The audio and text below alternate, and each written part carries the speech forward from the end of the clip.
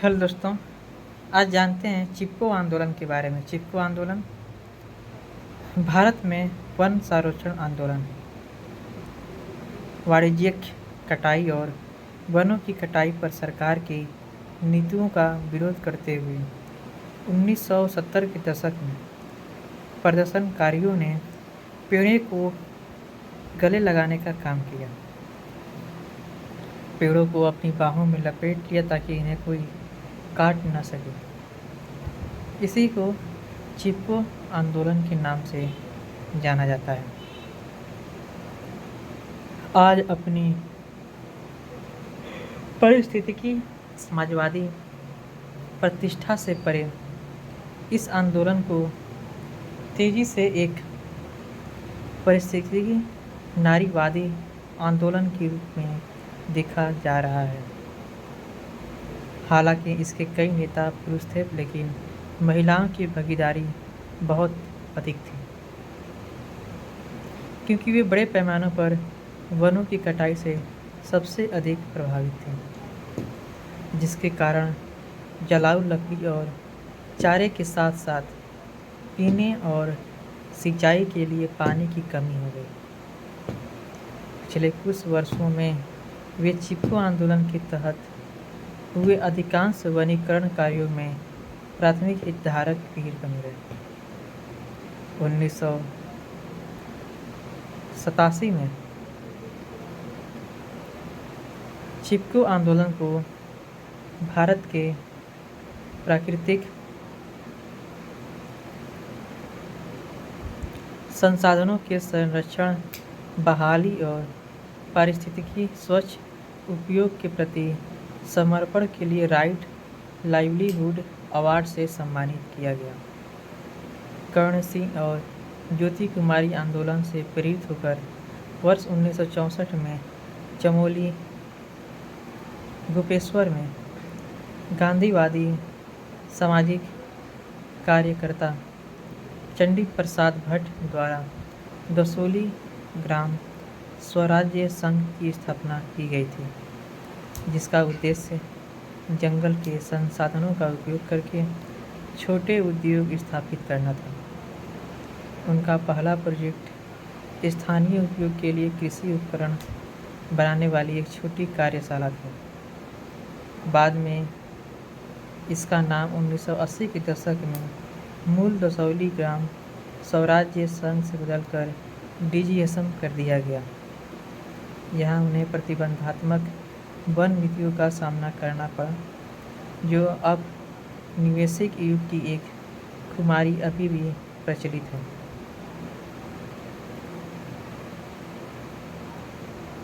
साथ ही ठेकेदार प्रणाली का भी सामना करना पड़ा, जिसमें जंगल की इन जमीनों को बड़े ठेकेदारों को नीलाम कर दिया जाता था, जो आमतौर पर मैदानी इलाकों से होते थे,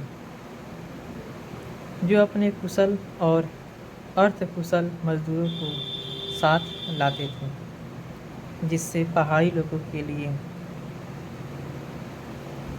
केवल पत्थर ढोने जैसे छोटे मोटे काम रह जाते थे और उन्हें कुछ भी भुगतान नहीं किया जाता था।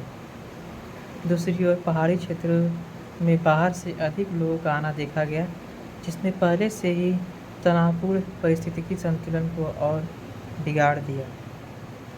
बहुत कठिनाइयों के कारण गढ़वाल हिमालय जल्द ही बढ़ती पारिस्थितिकी जागरूकता का केंद्र बन गया कि कैसे बेतहाशा वनों की कटाई ने वन क्षेत्र को नष्ट कर दिया है, जिसके परिणाम स्वरूप जुलाई 1970 में अलकनंदा नदी में विनाशकारी बाढ़ आई, जब एक बड़े भूस्खलन ने नदी को अवरुद्ध कर दिया और बद्रीनाथ के पास हनुमान चट्टी से लेकर हरिद्वार तक 320 किलोमीटर नीचे तक के क्षेत्र को प्रभावित किया। इसके अलावा कई गांव, पुल और सड़कें बह गई। इसके बाद भूस्खलन और भूमि धंसने की घटनाएं उस क्षेत्र में आम हो गई जहां सिविल इंजीनियरिंग परियोजना में तेजी से वृद्धि हो रही थी। महिलाओं सहित ग्रामीणों ने कई छोटे समूहों के तहत खुद को संगठित करना शुरू कर दिया। इसकी शुरुआत 1973 में हुई थी, जिसमें अधिकारियों के साथ स्थानीय मुद्दे को उठाया गया और व्यावसायिक कटाई कार्यों के खिलाफ खड़े हुए, जिससे उनकी आजीविका को खतरा था। अक्टूबर 1971 में संघ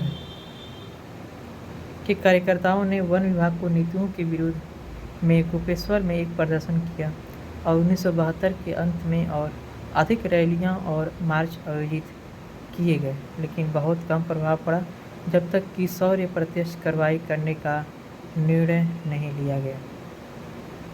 ऐसा पहला अवसर तब आया जब वन विभाग ने अपने कृषि उपकरण कार्यशाला के लिए 10 राख के पेड़ों के लिए संघ के वार्षिक अनुरोध को ठुकरा दिया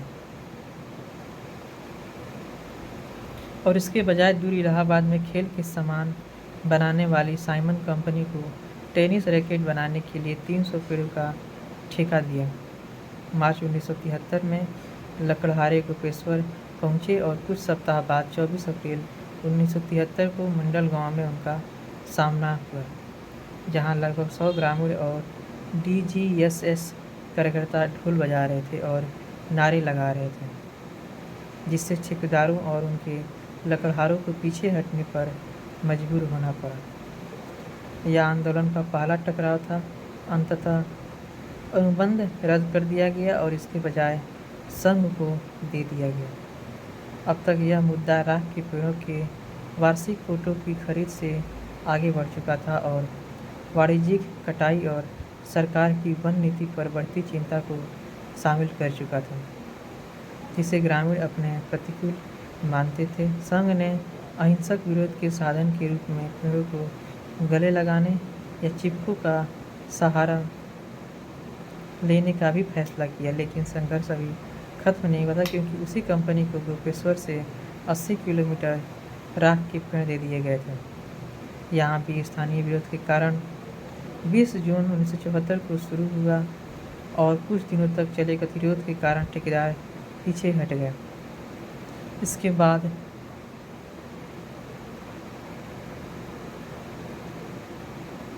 फाटा और तरसाली के ग्रामीणों ने एक निगरानी समूह बनाया और दिसंबर तक पेड़ों की रखवाली की।